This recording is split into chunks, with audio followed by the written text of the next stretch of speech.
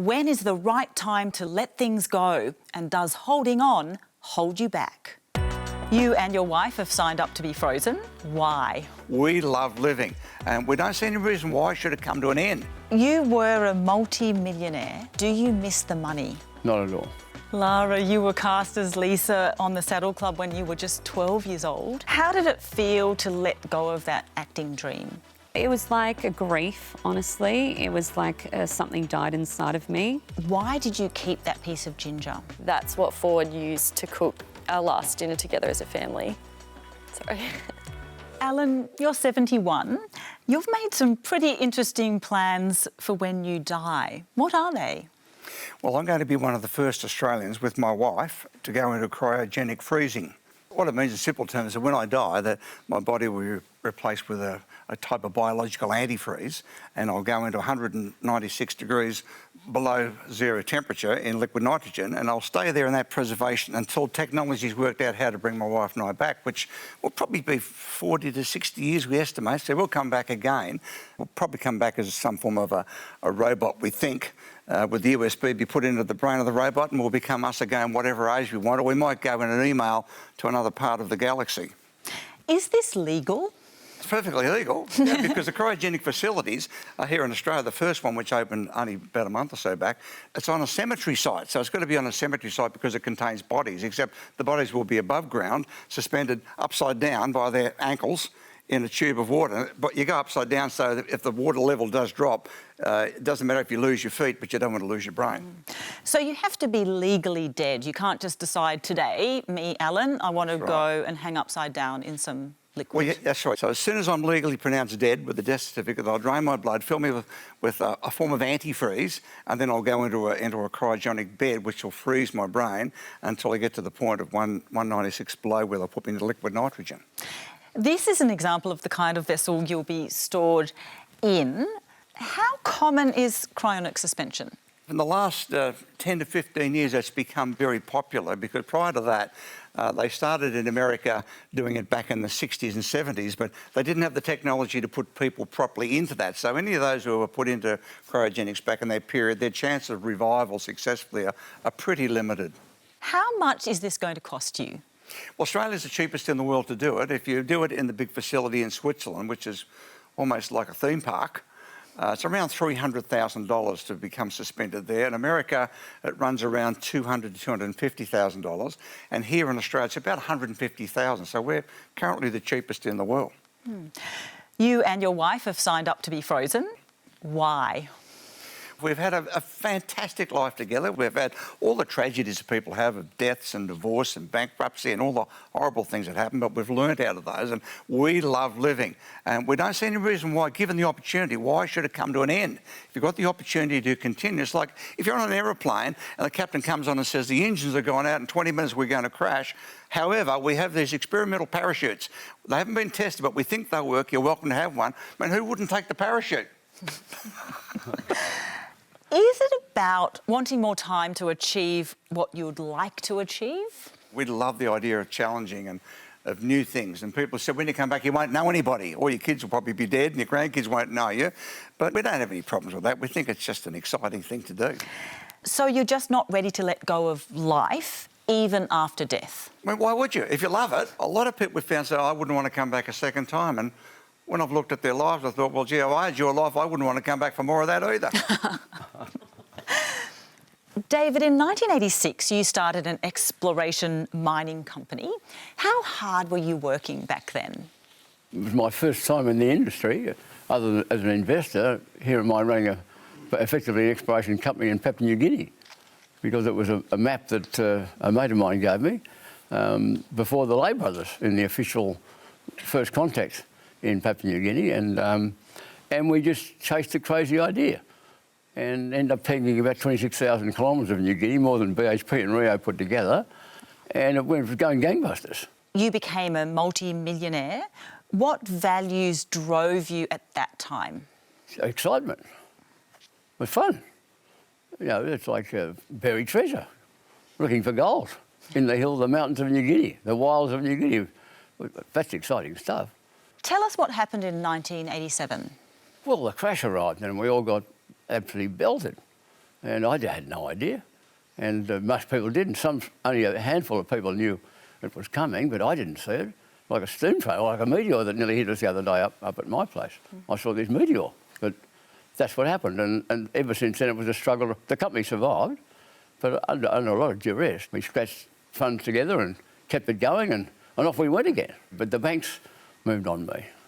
Do you mind me asking how much you lost at that time? Yeah, I had lots of property and all sorts of things, but yeah, it all went down, marriage, everything around me, basically. So you lost homes, you lost the marriage, everything kind of dropped away. Crashed. Not dropped away, it crashed.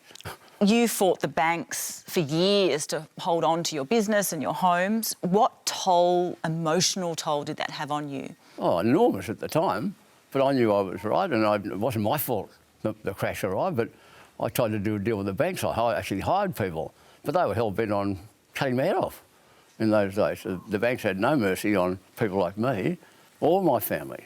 But in the end, the judge threw them out of the court, the bank out and the lawyers, when I'm defending myself. What kept you going during that time? Friends. And without that, I wouldn't be here. How did they support you? Well, they knew what was going on and they offered to help. You don't ask. If they're real friends, you never ask. So I have got real friends, not many, but enough, and that kept me going. So it was more psychological than financial. I didn't need the money, I just needed support. When did you realise you might have to let go of everything that you'd worked for? Oh, the day I'm in the court. And I rang up my wife and said the sheriff will be there at midday to nail the doors, nail the windows. There weren't any doors, all big sliding windows on this beautiful home. And so I said, they'll be there with the nails and the hammers and time to pack up. So they'll basically take the home away? Well, they lock you out. James, you're a psychologist specialising in attachment. What is attachment? It's the idea that in our bonds with our early caregivers, it sets a template for relationships going forward in life, but it's quite broad in the sense that it's our relationship to ourselves, so our self-confidence, our relationships with others, so our capacity to be close and trusting, and also, of course, we can have sentimental attachments to things outside of people. We can be attached to objects, pets, dreams and ambitions. So is attachment about sort of holding on or letting go? It captures this idea that we hold things at a certain proximity to our identity. So the things we're attached to help define who we are. Now, sometimes we can hold things too closely. Sometimes we can push things away too vigorously as well. And both of those things are often quite effortful, and we experience that effort in the form of stress. Vicky, you used to spend a lot of your time at the shops. Why was that? I felt like I was missing out on something. I just thought there was all these things out there that I needed to grab, and it was sort of almost, when can I get there to see what's available? Did you buy things kind of spontaneously, compulsively?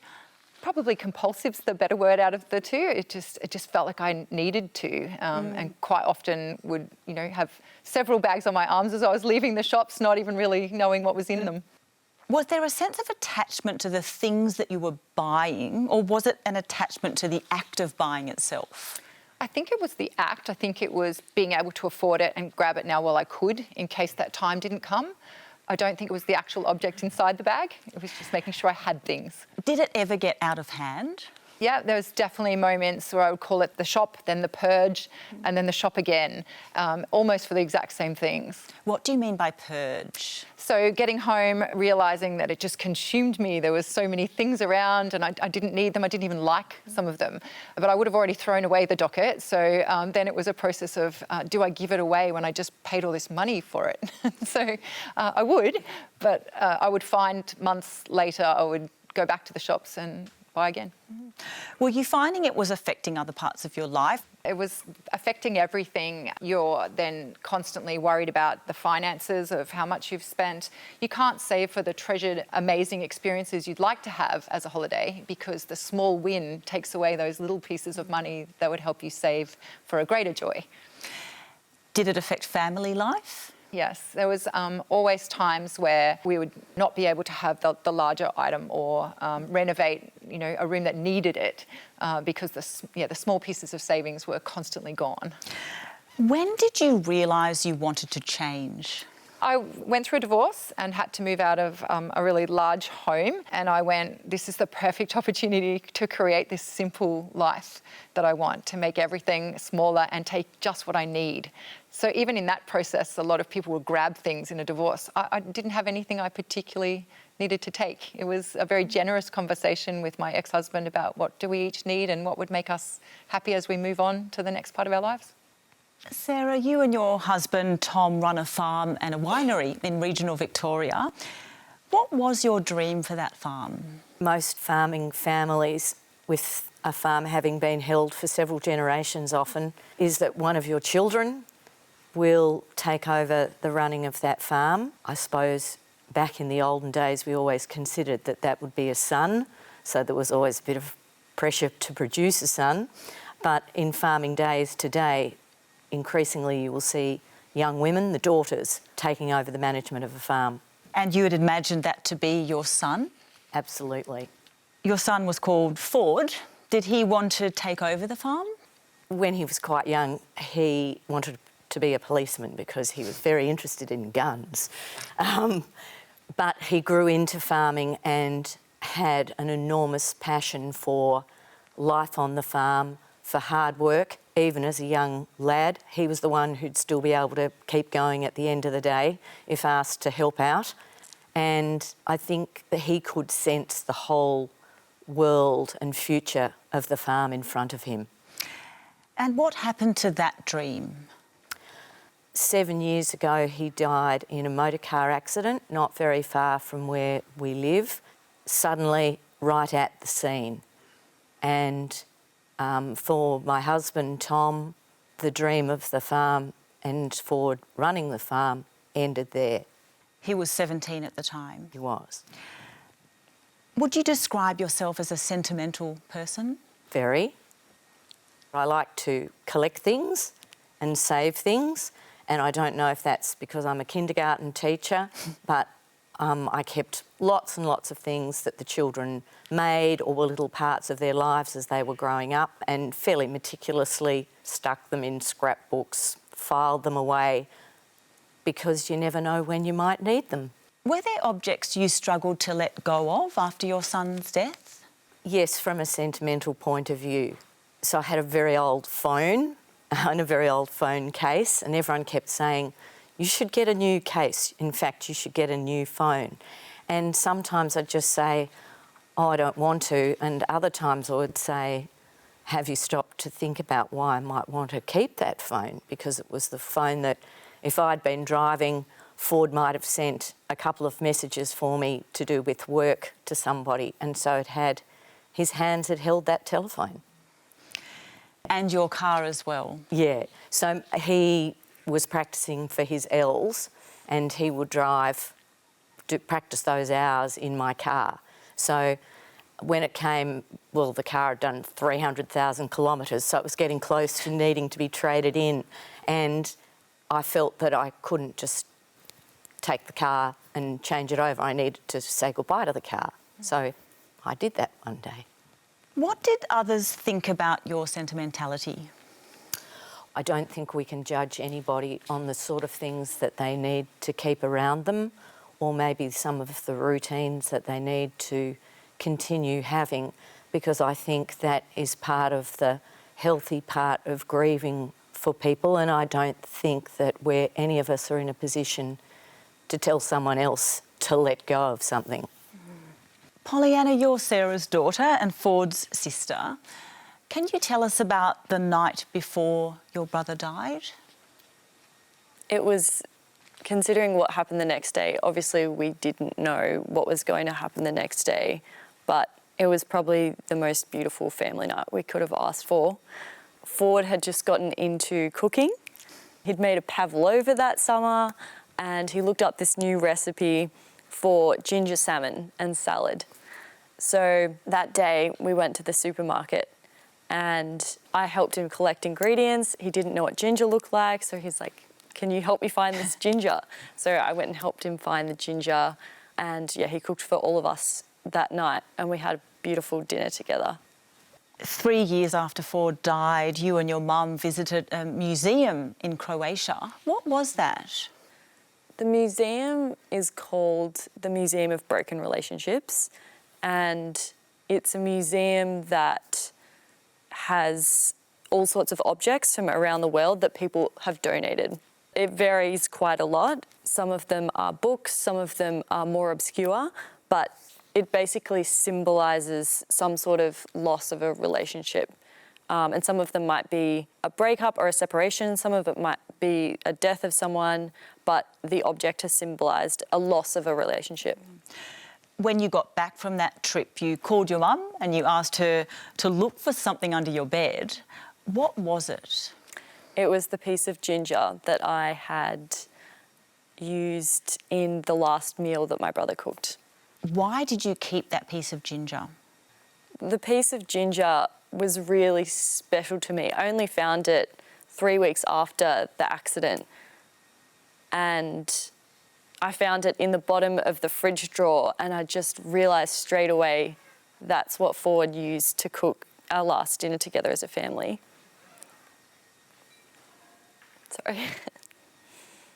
And yeah, just symbolised our last happy moments together.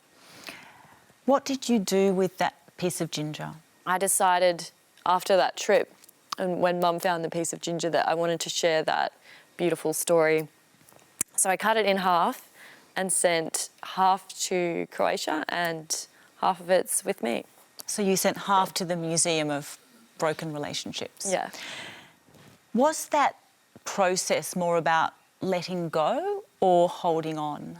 I think it was a bit about letting go in the way that I was sharing a beautiful moment that I cherish and telling other people about that moment and keeping his story alive and his memory alive.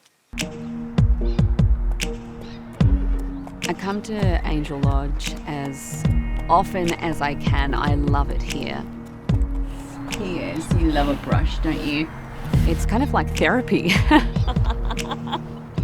This charity rehomes the horses if they can. It's all right, sweetie. It's okay. A lot of them have been mistreated and abused. Beautiful. Each horse has its own little place in my heart. Yes, you're gorgeous. Just being here is relaxing, being with the horses, it's soothing, brings memories back for me. Ever since I was a kid, I wanted to get into acting. I loved it. When I was cast as Lisa in the Saddle Club, it was 2000 and I was 12 years old. Oh, this scene. Yeah, the girls are actually over the side of a cliff and everyone on set had hoses and they were just hosing us all to get the rain and everything. I was living my dream in terms of I loved being on set, I loved connecting with people, being with horses, but obviously there was some things, like any old kid, you know, you miss the normalcy of life because you're a little kid still, but obviously I loved it. When I look back on those days in Saddle Club, there's a part of me that still holds on to it. I think the holding on and reconnecting with it in my adult years has been good for me. It's hard to let it go because it is a big part of my life. It's my whole childhood. Just give me a second. Goodbye, Lisa. Goodbye, Bruce.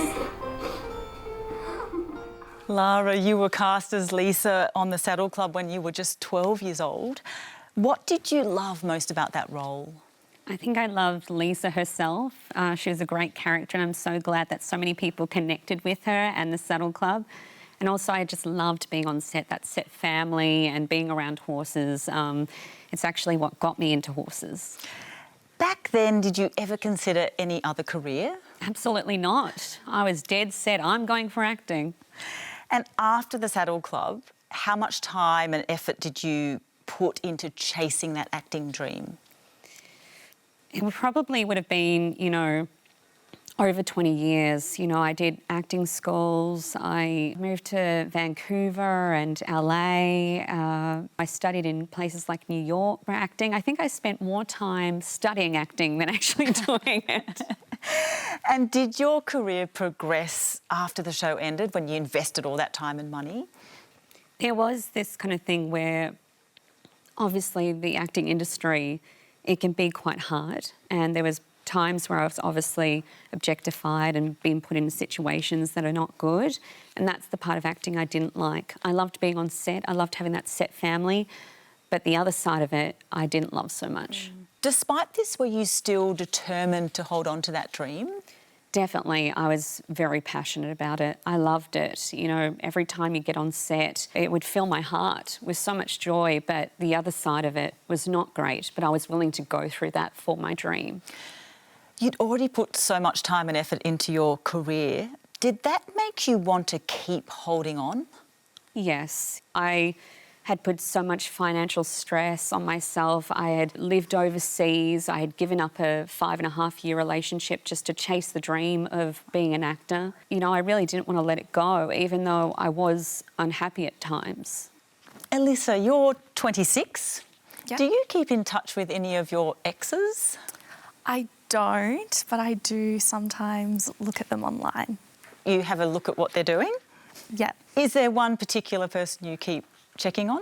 Yeah, so a partner from about 6 years ago, I still have him on socials and I occasionally check up on him. Why didn't that relationship last? He lived in Melbourne and I didn't want to move there at the time, and then I also was quite young and just didn't really see it lasting, so yeah. So it's fair to say that you've moved on? Definitely. And has he? Yeah, so he's been with his partner for around 2 years now. And how do you know that?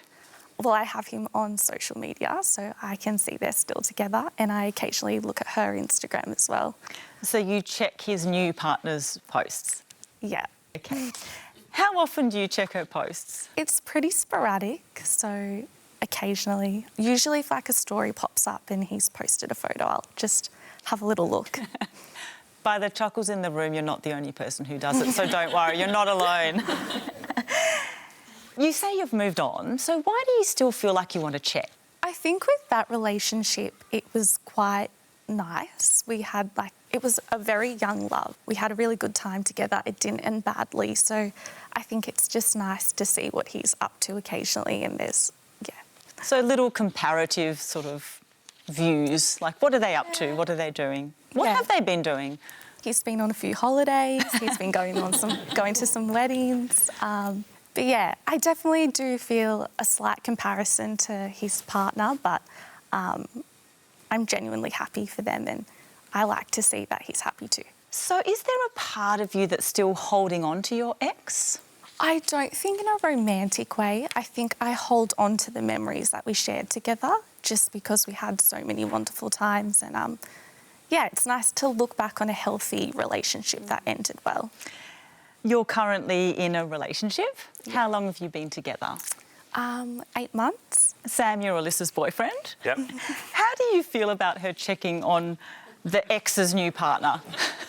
I don't mind too much. I think it's pretty standard in a lot of relationships. It's natural to have curiosity, and I'm confident with where we're at. We have a lot of trust in our relationship, so I'm not bothered by it. So there's no jealousy? No jealousy. I don't think if it was going every day, yeah, I'd be a little concerned, but I think it's just rare check-in, so no problem.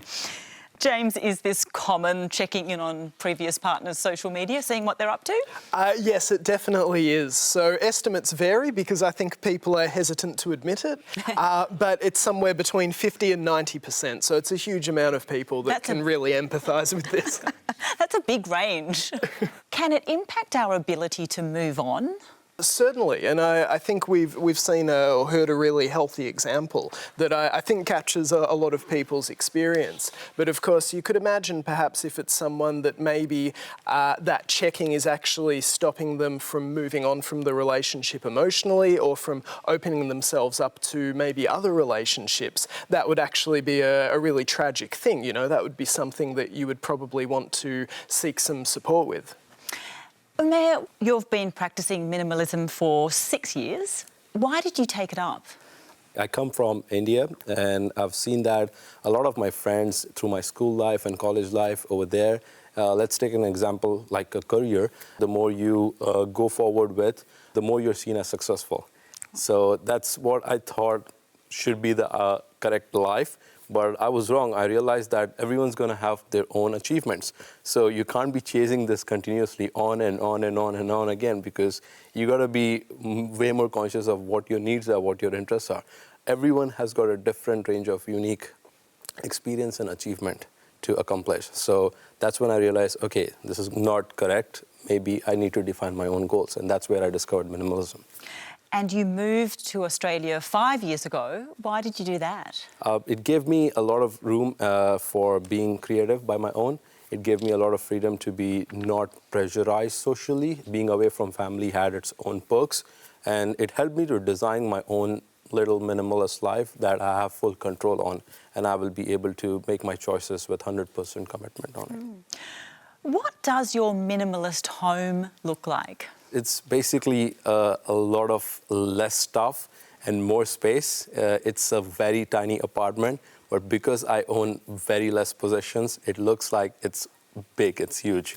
So that's what minimalism does in your life as well. Imagine that being your life and your mind, and it does the same to how you think mentally. So I take it you don't have a closet full of clothes? Yeah, it's just a very limited pair of clothes that I have. Do you ever find yourself wanting more clothes or wanting more things? I certainly do not find that, but there is a certain level of fear of missing out when you see a lot of friends doing that. But you got to realize that, does this thing really add value to your life? I sometimes go to a store and I hold on to the product and I actually reassess myself, do I really need it? I'm not going to pounce on it. I'm not going to buy right away just because it's on sale or just because someone recommended. I really reassess everything before I purchase, and that's how I'm able to filter it out. So everything you buy, you're buying it for a long time? Yep, I call them Buy It for Life products, BIFL. So I look at really the longevity of the product, how long are they going to last, and how many purposes can they fill in. That's also a very good way to see it. What was your childhood home like? My mom used to love decor, so it was quite, I wasn't the interior designer back then, so my mom used to love clutter, had a lot of stuff and keep hoarding stuff because she just loved doing that. As soon as she went out shopping, she would buy something new because I could see that she was doing it sort of like a retail therapy kind of a thing where it made her happy. But I realized like that's infinite. It can keep going on. So that's what I came from, a very cluttered room space and home space in general. Vicky, can you relate to that, a childhood home where there's a lot of stuff around? 100%. I could feel myself as you were explaining that experience. I couldn't even enter my own bedroom because of the amount of junk that would have been in our home. My own cupboards in my bedroom were full of my mother's things, not mine. And you can't touch anything or have any of it. Yeah. Did you feel like you could invite friends into your space when you were growing up? No, it was very embarrassing, and I respectfully say that about my mother as well. It would have been terribly hard for her to know that we didn't invite people over because we were embarrassed about the situation. You couldn't sit down if I did invite you in, even if you could find the couch. Would you say that to your friends? No, I would make up stories. I'd make up reasons why they couldn't come inside, that I'd forgotten my key, so people would drop me off. I'd even go to other houses, pretend they were mine, until people walked past. The excuses were endless and the stories were endless about that not being my life. Did you think your home was unusual at the time? It's always very clean, but so much stuff around. Until you start growing up, I think it's fascinating. You're just looking at it and it's exciting to see all these items. But when you go to other people's homes and you realise that's not normal, you start to question it. It caused a lot of arguments, I guess, with my mother because I criticised her for that way of life. Did all this affect your relationship with your mum? I had a very difficult relationship with mum because I found it very easy to let go of everything. I didn't have attachment to things, so I couldn't understand how it was possible to need to hold on to so much stuff and bring more stuff in, even when you had it. So yeah, very difficult relationship. How much stuff do you have today? I have very little, probably not as little as yourself, but I have a one in, one out process as well. So even with what I do have, if one item comes into the home, something else must leave. I have a $20, 20-minute sort of theory, I guess, that in Australia there's nothing that's more than 20 minutes away, under $20 that I could get if I needed it. So I don't need to worry. It's always there if I need it. So now when you shop, what are you looking for? I'm after quality. I'm after something that I cherish, I love. I will wait and wait for the thing I want the most. I'll research. I'll look on Choice website to find out which things actually work the best. So really high quality, long-term things that will bring me joy and serve a purpose. So how does that work where you live now? Just explain your space. Yes, so I live with my son and we have a one-bedroom, less than 50 square metre apartment. This is our floor plan. This apartment would actually fit in the garage of my old house where I lived. We have convertible furniture everywhere. We're, in fact, currently building a movable wall that will come out to build a second bedroom in that living dining area. So it will pull out from the wall and clip to the ceiling around about where the balcony is, and another flip-out bed. So as he grows, he's 11 at the moment, I feel he will need his own actual room with walls, and so I'm about to make one without having to move. What was your home like where you and your ex-husband lived? Yeah, I'm going to say approximately 300 square metres over 3 floors, at least 5 bedrooms, 2 bathrooms, and we were looking at renovating for more. Was it difficult to let go of that bigger lifestyle? One of the reasons I wasn't leaving was the thought of giving up the family home and how I would cope with that. And when I detached from the fact it was just a home, all the memories, all the beautiful things about that home would never leave, and it was okay to just sell it and decide on an exciting new life with all these minimalist theories that I'd often dreamt about. Pollyanna, your brother died in a car crash 7 years ago. Where were you that day? So I was actually driving him to the train station and I lost control of my car and we ran off the road and hit a tree. So I was there the whole time. I was fortunately okay, but he died there with me. I'm sorry, Pollyanna. What emotions were you processing that day? Initially, it was the worst thing I could imagine. It's kind of strange to think after he died and obviously I'd lost my brother, I had to tell my parents. I had to call my parents who I couldn't get onto at the time. Unfortunately, they both had their phones off. And one of my thoughts after that was, what's going to happen to the farm? Because at the time he was very excited to take over. I am nowhere near a farmer. I've always been creative, so that wasn't an option for me. And I know how much Mum and Dad, particularly Dad, were excited to hand over. And yeah, at the time, initially, I couldn't think of coping with it. And I didn't want to be alive that day because of how hard it was. And yeah, obviously I don't feel like that now and kind of had post-rationalised it a bit, but yeah, that's how I felt that day. And how were you in the weeks and the months that followed the car crash? There was a lot of trying to comprehend the situation. There was a degree of putting my emotions to the back of my head, I think, to try and get past that situation. And we had a beautiful memorial at our house, which we had lots of amazing people come and support. And I think something that I really focused on was pushing back my emotions a bit and just kind of getting through each day to make sure Mum and Dad could also get through each day and then kind of try and deal with my emotions later. So I did pull back a bit in terms of my emotions. Did your mental health suffer in that time? I think the most difficult thing to cope with was the sense of guilt and the sense of, Ford not being here and myself, still being alive.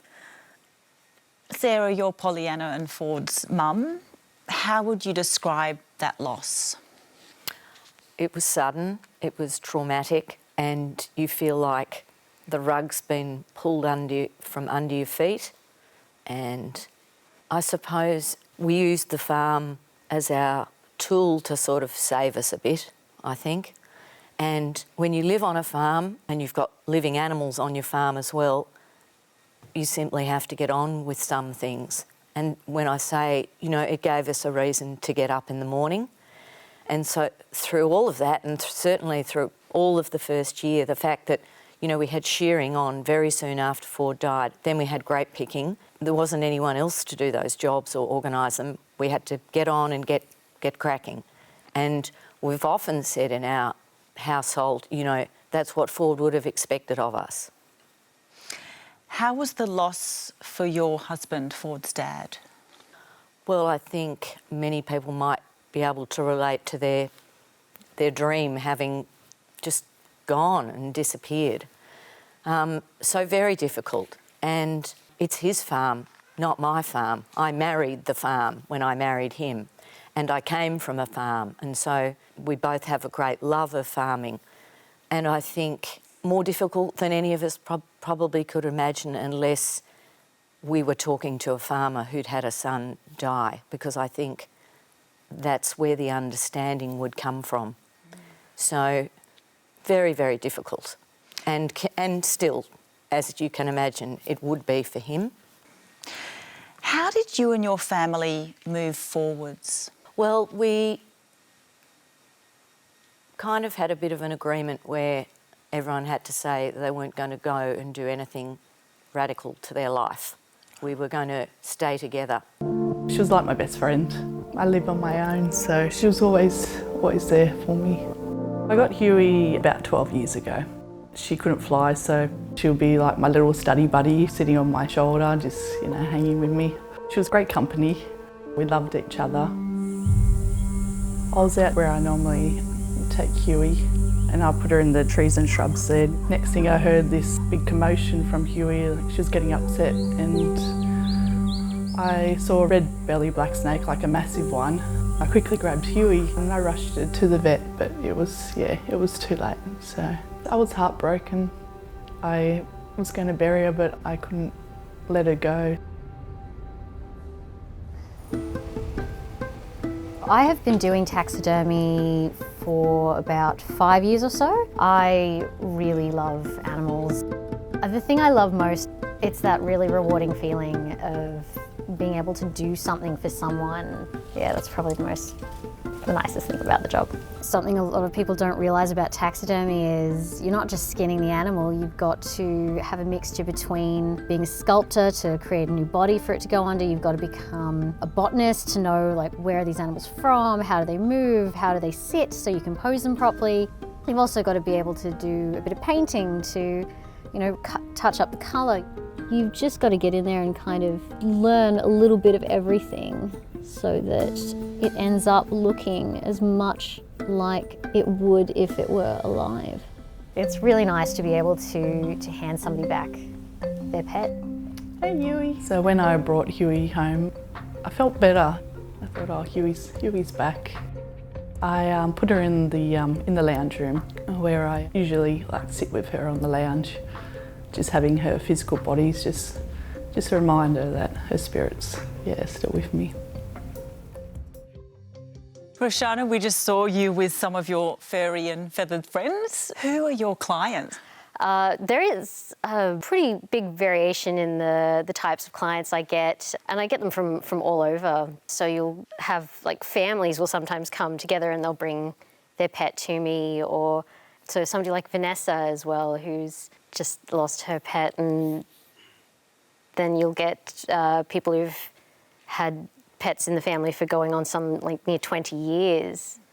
And it's just really interesting to see all these different kinds of people searching for the same thing. What do you think they're searching for? I think in a way it's a sort of comfort of still having that presence there. It might not be their personality or anything left, but it's almost like a 3D photograph that you can keep with you and look back and remember, and you can touch their feathers or their fur again and just have that little bit of comfort. Do you think you're helping your clients hold on or let go? You're allowing them to hold on to the memory of the pet, and you sort of help them let go of that aspect of, well, the pet's not there anymore to like play with or crawl up on your shoulder and just keep you company. They're still there in a way. David, after you lost your business, your home and your family in the early 90s, you made a big life change. What was it? Well, I just decided that, you know, after having the sheriff bolting the house, the bank taking everything, I had a bit hidden they didn't know about, so a little bit there.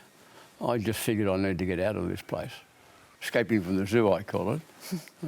I escaped from the zoo and went back to the wild. And where did you go? To Restoration Island. When you first moved to the island, what did you take with you? Just a suitcase, a few books, and it was a visit. And never left. So it can get a bit lonely at times on the island? Oh, of course I do. Well, I've got two mannequins. Two mannequins? Miranda and Phyllis. Yeah, there's... I don't know what, there they are. That's Miranda at the back. Miranda's the one with the red hair, Prospero's daughter in Shakespeare.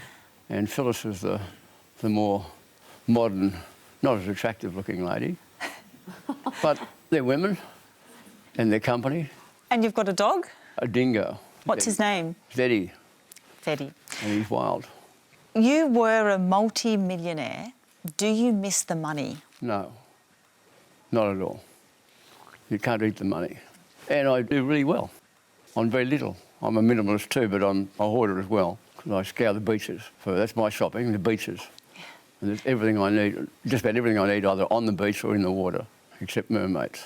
Haven't found any one of those yet, haven't caught one of those yet. You're nearly 80. Is the plan to live there until you die? Well, I don't die. I'm a spirit man. I believe I'm like the Aboriginal people and the traditional people around the world. I believe in our body dies, but not our spirit. So it's your home forever? Yeah. Oh, I'll be there forever, yeah. Would you ever consider cryogenic suspension? No, because I believe in the spirit. My spirit doesn't die. It's the same idea, but it's already built in. Yeah. In here. There's no machinery required. Alan, when you die, your body will be frozen and hopefully brought back to life in the future. What do your 6 children think about your plan? Well, I've got 2 X's, 2 Y's and 2 Z's, 3 generations. The older ones are quite intrigued with it, and we've offered them the opportunity to come with us, and they're considering it. They're adults with their own kids. Our youngest 2, when they were very young, like 6 and 9, one of the big fears of kids at that age is their parents will die. We explained what we're going to do, and they were very relieved about this because it means that from their standpoint, we're not going to die. We're going to be there. OK, we'll be frozen like this, but they can come and visit us, but we'll always be there. And we've offered them the opportunity to come as well. And they're still a bit young to kind of understand the concept of how it works, but we'd love to take them with us if they want to come, but we don't push the idea on any of the kids. What do other family and friends think? The religious ones think we're crazy. Yep. That we shouldn't be doing this, but we just ignore that. The rest of them think it's all a bit weird. I mean, we drive electric cars as well, and they still think that's weird. Does cryogenic suspension raise any ethical questions for you? A few people have said to us, well, what about leaving money for kids? I mean, we've got 6 kids, so if it costs you $150,000 to go into cryosuspension, which is like $7 a week with an insurance policy, you're covered on that. You don't have to pay it out of capital. If we left $150,000 to our kids, if anybody left $150,000 to your kids, how long before it was gone? Pretty quick. They'd burn it up in cars or houses or holidays. And so, no, we don't see any ethical issues with that at all. What happens if you're never brought to life? Well, I won't know. What do you think is waiting for you and Barb when you wake up from being frozen? Well, it'll be an exciting world that's probably hard to imagine right now. We'll probably be in a cyborg situation. That is, we probably have the option of looking like we do or go younger, which is a great idea, except we won't be breathing oxygen or have blood. We'll be like a robot, if you like, with the same brain that we've got now, thinking the same way. Or we can be in an email form and shoot through, like Elon Musk is going to live on Mars as his main home in a couple of years, and he's going to visit Earth on holidays. And then he said when he comes out of cryogenics, he'll probably be emailed to another galaxy where he'll 3D print himself as we understand it today. So the options will be absolutely amazingly exciting, and it's even hard to think about what they might be, but we love the idea of the challenge. What happens if only one of you wakes up? Well, we've got that in our contract that Barbara and I are doing this together. Like we just love each other to bits. We've been doing this for 33 years. And I'm 11 years older and male, so she'll outlive me by maybe 18 years statistically, but she'll go in next to me in the same tube. When we're unfrozen, the deal is if one of us fails the unfreezing, then they pull the plug on the other. Right. So you always stay together no matter what? We're going to be together no matter what, even if it's in blackness, if that happens. Vicky, you live a minimalist life. Is there anything you regret letting go of? Not at all. It's the most beautiful, free experience that I've ever had. I'd never go back. You're getting married later this year. How does he feel about your very small, efficient, cool home? Yes, very excited. I was actually online dating, and as with most of those conversations, it ends up with things that you have, including jobs, houses, and things that you want. Whereas with Fraser, his line was he wanted to create memorable moments with someone. And so it just matched straight away. It doesn't mean he doesn't want for things and that we won't maybe have some possessions that we buy together, but the more time I spend with him, it just doesn't come up. Our focus is about adventures and excitement and amazing things we can do together, not about what we'll have together in physical form. Lara, do people still recognise you as Lisa from the Saddle Club? I actually just got recognised yesterday at the airport. It's a bit weird because now I'm 34. Wow. Now I was 12 and then 14 when I did the series. So obviously the genetics are working. What do people say to you? They say, oh, I'm sorry, are you the girl from the Saddle Club? Or I've had people just sing the Hello World song past me and do all the moves, and I've just been like, yeah, that's the song, yeah. How does it feel when people recognise you? There's a weirdness because obviously it's lasted so long and in people's minds, and with it keeping on repeating and playing all over the world, there's always new fans coming through or new watchers of the show who really enjoy it. I've connected with these people on a different level. I've touched their childhood in a way. These people tell me that they used to run home from school and to watch me, and they watched it with their siblings. So, yeah, it's pretty a privilege to have been on the show. 2 years ago, you made a pretty tough decision. What was that? Yeah, I made the tough decision to stop acting. I don't think it was making me happy anymore. And, you know, there is a bit of me that was like, oh, maybe I should have done that earlier. Maybe I should have stopped earlier. But I think I would have regretted it. I think I needed to see it out to where I did and then make that decision. How did it feel to let go of that long held dream? It was like a grief, honestly. It was like something died inside of me because I'd been doing it all my life. That's all I knew. And I'd only wanted to be ever an actor. It wasn't because of the fame or anything like that. It was the way it made me feel and the way being on set made me feel, the way picking up a script and reading these characters and getting up to mischief and to actually be like, wow, I'm not going to experience that again. Yeah, it was like someone died. What do you do now? I am a radio announcer. So it's Jack and LJ on Power FM in Ballarat, and I just love communicating with the community of Ballarat. It's so amazing, and it gives me time to kind of be out in the community and talking to the people, and that's what I love. I love socialising with people. Could you ever be tempted to go back into acting? Oh, if they want to do a Saddle Club, 4 or 5 or something like that, I'm sure that I can come back as the mum of the next 3 girls. But right now, I'm not pursuing acting. I'm all about radio. I love it. It's all about, creating positive role models for children. Pollyanna, it's been 7 years since the accident that killed your brother Ford. Between holding on and letting go, where are you at now? I think I'm definitely holding on. And Mum and I spoke about this last night. As difficult and painful as it is to hold on to something, it also reminds you of what a great relationship you had with someone and what an impact they had on your life. So I would say there's definitely an element of holding on still to the memories, to all of the good things that I can hold on to, obviously as sad as it is. Yeah. Sarah, you and your husband dreamed of passing on your farm to your son Ford. Will the farm still stay in your family? It will. Our nephew had a long-held dream to farm, and the opportunity was there, and this is the way forward for us and for him. It's not, Tom will describe it as, it's not the same, but it's a good recipe.